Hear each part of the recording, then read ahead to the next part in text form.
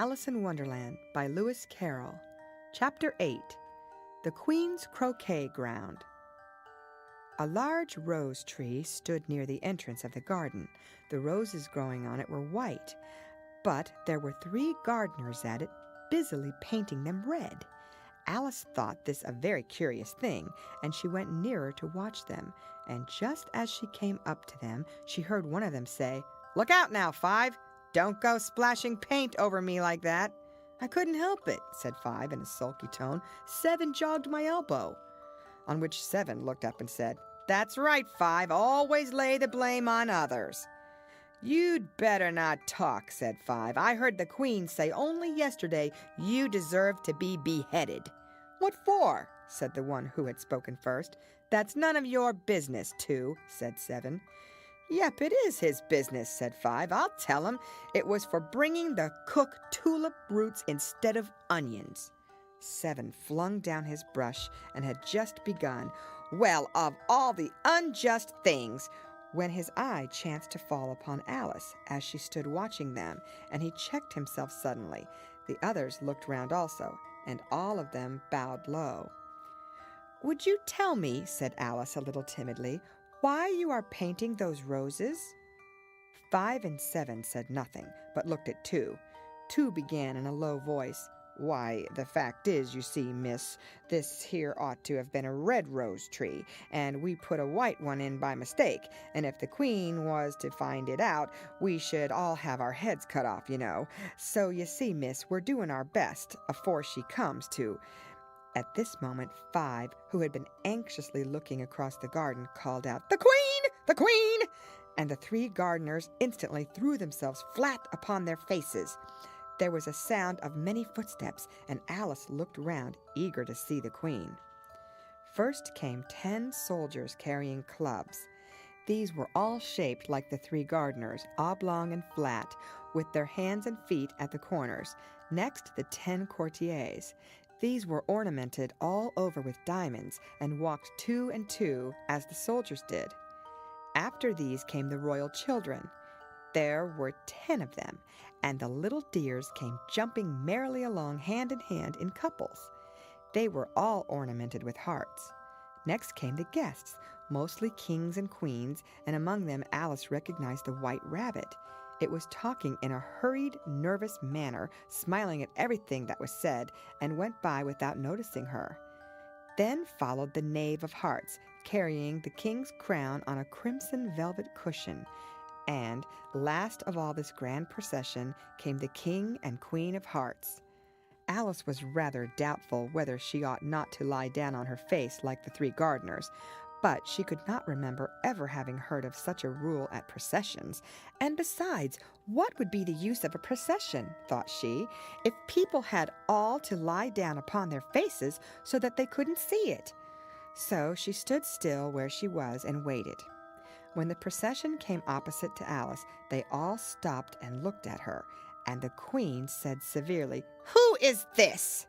She said it to the knave of hearts, who only bowed and smiled in reply. "Idiot!" said the Queen, tossing her head impatiently, and turning to Alice, she went on, "What's your name, child?" "My name is Alice, so please your Majesty," said Alice very politely, but she added to herself, "Why, they're only a pack of cards, after all. I needn't be afraid of them." "And who are these?" said the Queen, pointing to the 3 gardeners who were lying round the rose tree, for, you see, as they were lying on their faces, and the pattern on their backs was the same as the rest of the pack, she could not tell whether they were gardeners, or soldiers, or courtiers, or 3 of her own children. "How should I know?" said Alice, surprised at her own courage. "It's no business of mine." The Queen turned crimson with fury, and after glaring at her for a moment like a wild beast, screamed, "Off with her head! Off!" "Nonsense," said Alice very loudly and decidedly, and the Queen was silent. The King laid his hand upon her arm and timidly said, "Consider, my dear, she is only a child." The Queen turned angrily away from him and said to the knave, "Turn them over." The knave did so, very carefully with one foot. "Get up," said the Queen in a shrill, loud voice, and the 3 gardeners instantly jumped up and began bowing to the King, the Queen, the royal children, and everybody else. "Leave off that!" screamed the Queen. "You make me giddy." And then, turning to the rose tree, she went on. "What have you been doing here?" "May it please your Majesty," said two, in a very humble tone, going down on one knee as he spoke, "we were trying—" "I see," said the Queen, who had meanwhile been examining the roses. "Off with their heads!" And the procession moved on, 3 of the soldiers remaining behind to execute the unfortunate gardeners, who ran to Alice for protection. "You shan't be beheaded," said Alice, and she put them into a large flower pot that stood near.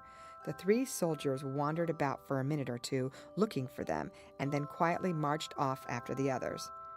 "Are their heads off?" shouted the Queen. "Their heads are gone, if it please your Majesty," the soldiers shouted in reply. "That's right," shouted the Queen. "Can you play croquet?" The soldiers were silent and looked at Alice, as the question was evidently meant for her. "Yes," shouted Alice. "Come on, then," roared the Queen, and Alice joined the procession, wondering very much what would happen next. It's a very fine day," said a timid voice at her side. She was walking by the White Rabbit, who was peeping anxiously into her face. "Very," said Alice. "Where's the Duchess?" "Hush, hush," said the Rabbit in a low, hurried tone. He looked anxiously over his shoulder as he spoke, and then raised himself upon tiptoe, put his mouth close to her ear, and whispered, "She's under sentence of execution." "What for?" said Alice. "Did you say, 'What a pity'?" the Rabbit asked. "No, I didn't," said Alice. "I don't think it's at all a pity. I said, 'What for?'" "She boxed the Queen's ears," the Rabbit began. Alice gave a little scream of laughter. "Oh, hush!" the Rabbit whispered in a frightened tone. "The Queen will hear you. You see, she came rather late, and the Queen said—" "Get to your places!" shouted the Queen in a voice of thunder, and people began running about in all directions, tumbling up against each other. However, they got settled down in a minute or 2, and the game began. Alice thought she had never seen such a curious croquet ground in her life. It was all ridges and furrows. The balls were live hedgehogs, the mallets live flamingos, and the soldiers had to double themselves up and to stand on their hands and feet to make the arches. The chief difficulty Alice found at first was in managing her flamingo.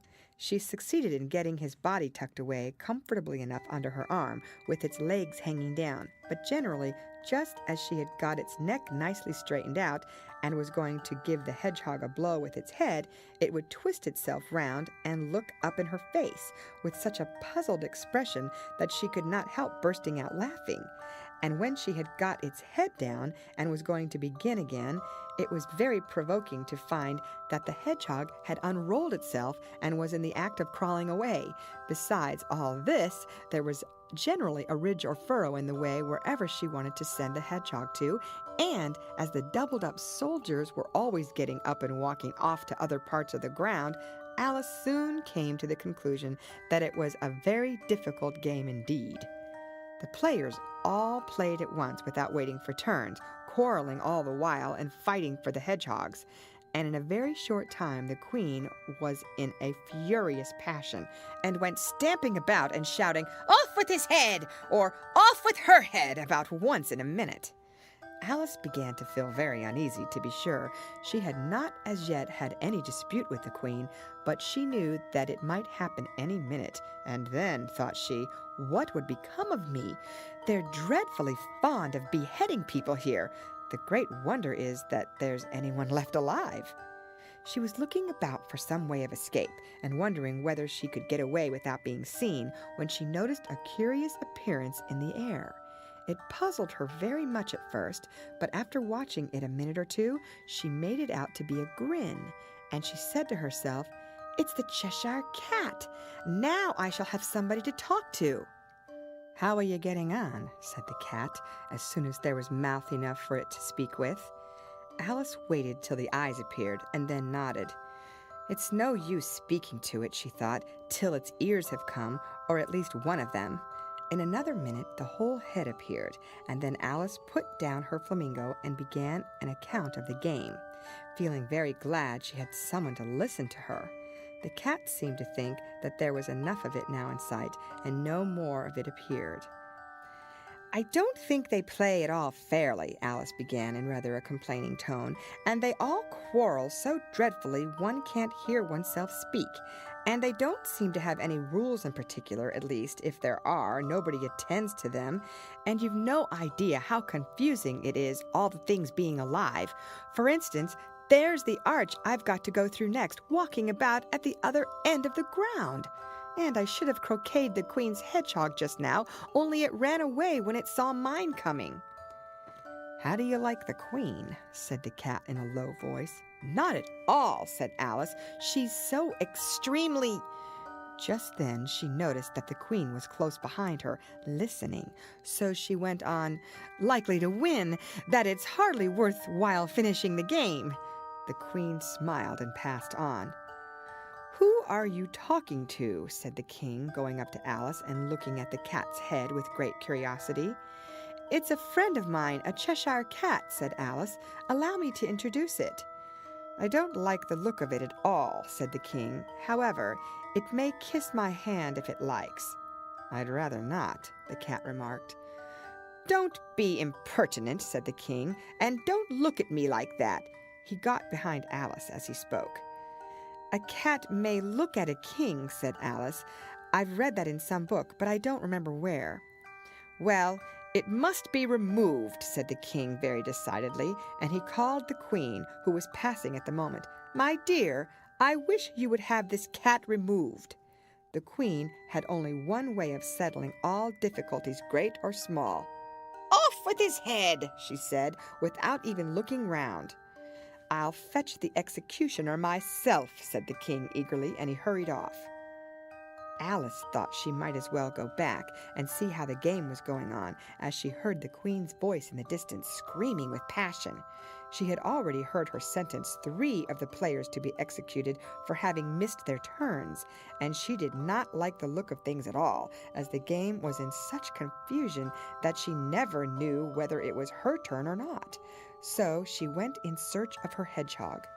The hedgehog was engaged in a fight with another hedgehog, which seemed to Alice an excellent opportunity for croqueting one of them with the other. The only difficulty was that her flamingo was gone across to the other side of the garden, where Alice could see it trying in a helpless sort of way to fly up into a tree. By the time she had caught the flamingo and brought it back, the fight was over and both the hedgehogs were out of sight.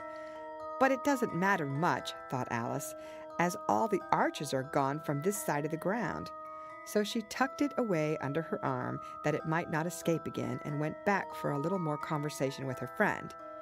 When she got back to the Cheshire Cat, she was surprised to find quite a large crowd collected round it. There was a dispute going on between the executioner, the King, and the Queen, who were all talking at once, while all the rest were quite silent and looked very uncomfortable. The moment Alice appeared, she was appealed to by all 3 to settle the question, and they repeated their arguments to her, though, as they all spoke at once, she found it very hard indeed to make out exactly what they said. The executioner's argument was that you couldn't cut off a head unless there was a body to cut it off from, that he had never had to do such a thing before, and he wasn't going to begin at his time of life. The King's argument was that anything that had a head could be beheaded, and that you weren't to talk nonsense. The Queen's argument was that if something wasn't done about it in less than no time, she'd have everybody executed all round. It was this last remark that had made the whole party look so grave and anxious. Alice could think of nothing else to say but, "It belongs to the Duchess. You'd better ask her about it." "She's in prison," the Queen said to the executioner. "Fetch her here." And the executioner went off like an arrow. The cat's head began fading away the moment he was gone, and by the time he had come back with the Duchess, it had entirely disappeared. So the King and the executioner ran wildly up and down looking for it, while the rest of the party went back to the game.